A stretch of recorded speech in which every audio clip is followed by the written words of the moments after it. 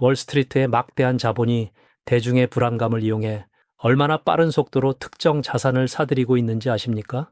고점 대비 무려 60%나 저렴해진 값에 개미들이 내놓는 물량을 모조리 흡수하며 심지어 얼경원에 달하는 자산을 운용하는 세계 최대의 투자은행들이 은밀히 인프라를 마련하고 있는 바로 그 자산, 네, 바로 XRP에 대한 놀라운 진실을 오늘 알파 스캐너에서 속속들이 분석해 보고자 합니다. 단순한 소문이나 기대 심리가 아닙니다. 면밀한 데이터와 최근 공개된 월스트리트 내부의 동향을 근거로 왜 지금 즉시 우리가 이 엄청난 금융의 지각 변동에 온 신경을 기울여야 하는지 그 감춰진 퍼즐 조각들을 정확하게 맞춰드리겠습니다. 제일 먼저 주목할 만한 중대한 사태가 발생했습니다.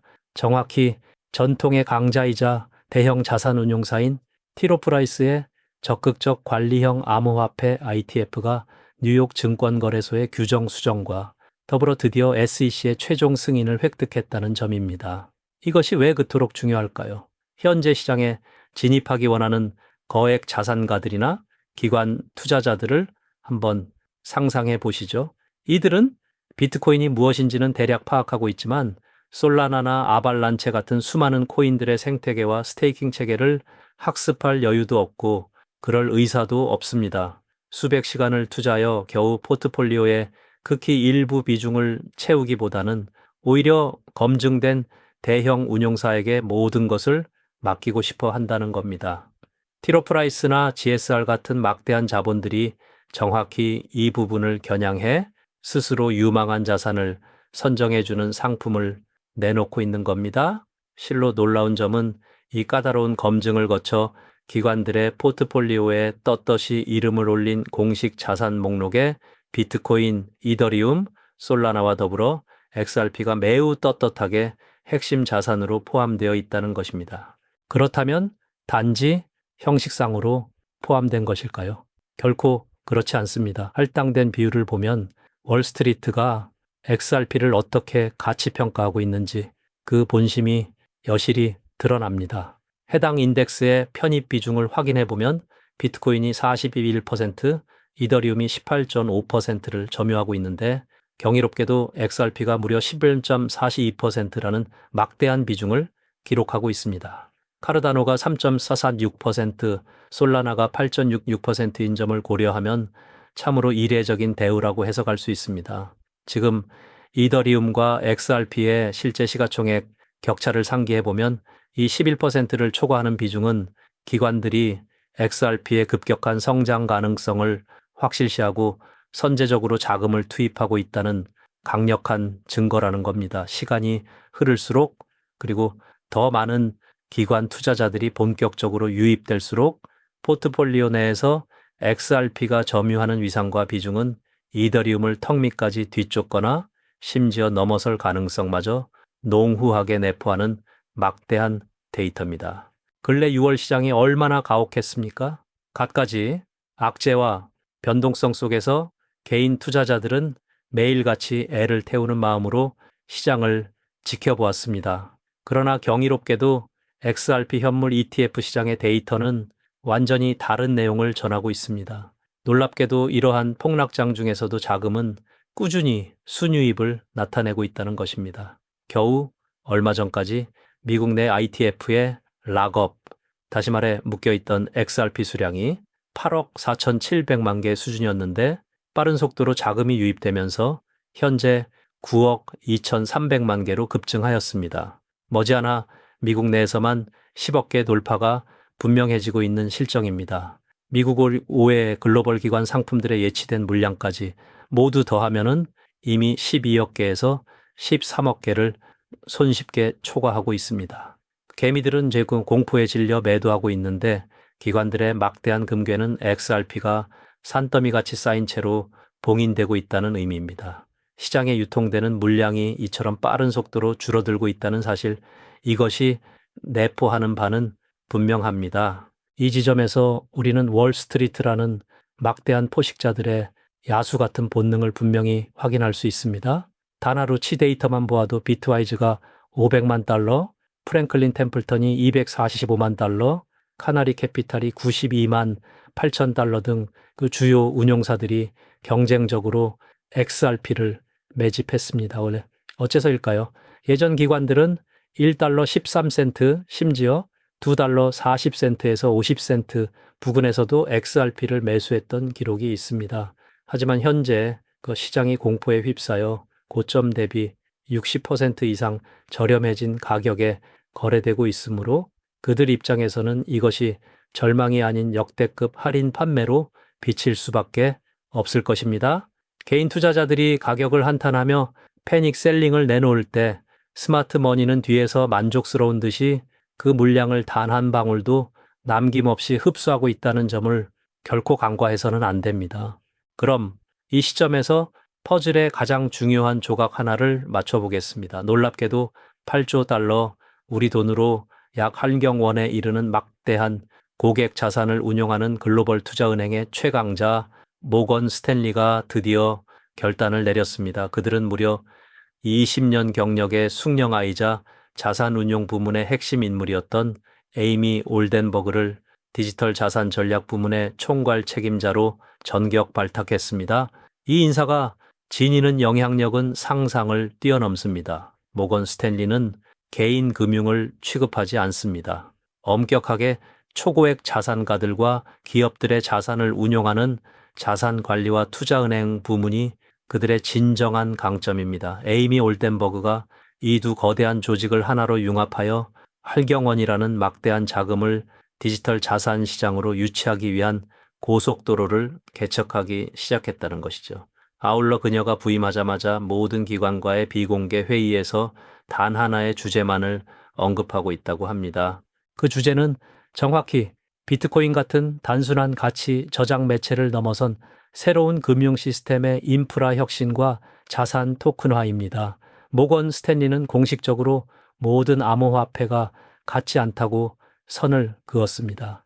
대중은 여전히 비트코인, 이더리움, 솔라나, XRP를 그저 도박판의 코인 파편으로 뭉뚱그려 인식하지만 월스트리트의 엘리트들은 이 자산들이 해결하려는 문제의 핵심이 완전히 산기하다는 것을 누구보다 명확히 파악하고 있다는 것입니다. 무엇보다 에이미 올덴버그는 사모기관 회의에서 전 세계의 막대한 가치를 1초 안에 그것도 거의 무료에 가까운 수수료로 이동시킬 수 있는 근본적인 결제 인프라로서 XRP가 지닌 잠재력을 집중적으로 강조하고 있습니다.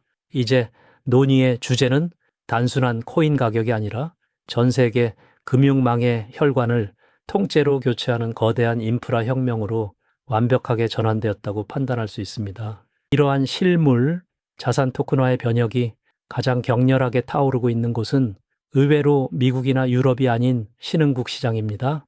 에이미 올덴버그의 근래 동향을 추적해보면 중국, 인도, 브라질 같은 대형 신흥국 시장을 집중적으로 방문하고 있습니다.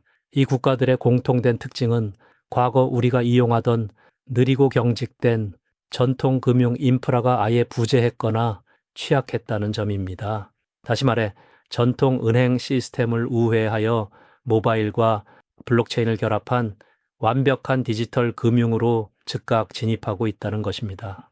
중국에서는 지폐를 보기조차 어려울 정도로 모든 것이 디지털화되어 있습니다. 더욱이 규제에 매우 민감하고 자본의 해외 유출을 우려하는 국가들조차도 이 오프쇼어링 문제를 완벽하게 제어할 수 있는 방안으로 토큰화와 블록체인 도입에 사활을 걸고 토론을 이어가고 있습니다. 이것은 거부할 수 없는 전 지구적인 메가 트렌드라는 것입니다.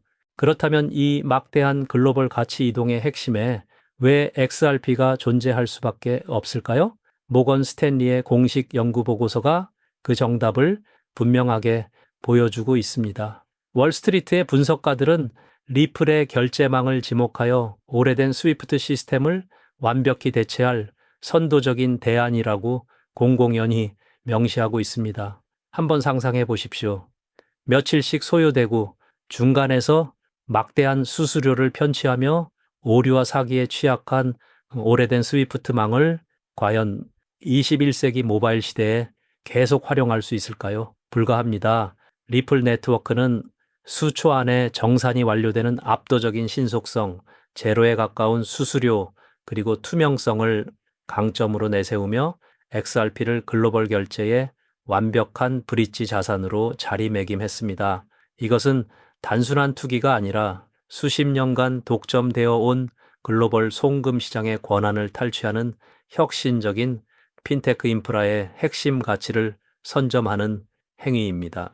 우리가 결코 간과해서는 안 될 급진적인 기폭제가 하나 더 감춰져 있습니다. 예전 리플과 SEC의 장기간 소송 절차에서 매우 놀라운 사실 하나가 세상에 공개되었었죠. 정확히 리플이 배후에서 미국의 수많은 주요 금융기관, 대형 은행들과 이미 1,700개 이상의 협력 관계와 비밀 유지 계약, 다시 말해 NDA를 체결해 두었다는 점입니다. 그동안 이 막대한 은행들이 어째서 침묵을 지키고 있었을까요? 기술력이 부족해서였을까요? 그렇지 않습니다. 오직 한 가지, 언제 소송을 당할지 모른다는 규제 위험의 공포 때문이었습니다. 그러나 이제 SEC를 둘러싼 상황이 급변하고 있으며 디지털 상품으로서의 분명한 법적 위치가 정립되는 순간 이 1,700의 구이 봉인된 계약들이 일제히 쏟아져 나올 것입니다. 단순한 시험 단계가 아니라 실제 은행의 시스템에서 XRP가 끊임없이 작동하는 진정한 상용화의 시대가 도래하는 그 급격한 순간이 정확히 눈앞까지 다가왔다는 것입니다. 제일 중요한 진정한 핵심은 정확히 시장의 규모입니다. 모건 스탠리나 이트레이드 같은 거대 기업들이 XRP 현물 상품을 고객들에게 적극적으로 추천하기 시작하면 어떤 상황이 전개될까요? 앞으로 5년에서 10년 사이에 무려 500조 달러에서 최대 환경원 단위의 전통 자산들이 블록체인 위로 이전되는 막대한 실물 자산 토큰화의 장이 펼쳐질 것입니다. 비트코인과 이더리움 다음으로 기관들이 가장 선호하는 최우선 목표는 이미 솔라나와 XRP로 압축된 상황입니다. 수천조 원, 수경원의 막대한 유동성이 매일같이 XRP 레저를 거쳐 빛의 속도로 이동하게 된다면 과연 XRP의 가격을 지금처럼 1달러 미만에서 논의하는 것이 유의미할까요? 월스트리트의 스마트 머니들이 예상하는 XRP의 적정 가치는 3자리 또는 4자릿수 이상의 기하급수적인 수치입니다. 우리가 목격하고 있는 이 막대한 자본의 움직임과 인프라 혁신을 올바르게 파악한다면 현재의 시장 상황은 평생에 단 한 번 올까 말까 한 역사적인 부의 편승 기회라는 점을 인지하게 될 것입니다. 오늘 마련한 소식은 여기까지입니다. 오늘 영상이 유익하셨다면 구독과 좋아요 한 번씩 요청드립니다. 저는 다음번에 더욱 좋은 정보와 소식으로 찾아뵙겠습니다. 여러분의 성공적인 투자를 소망합니다. 고맙습니다.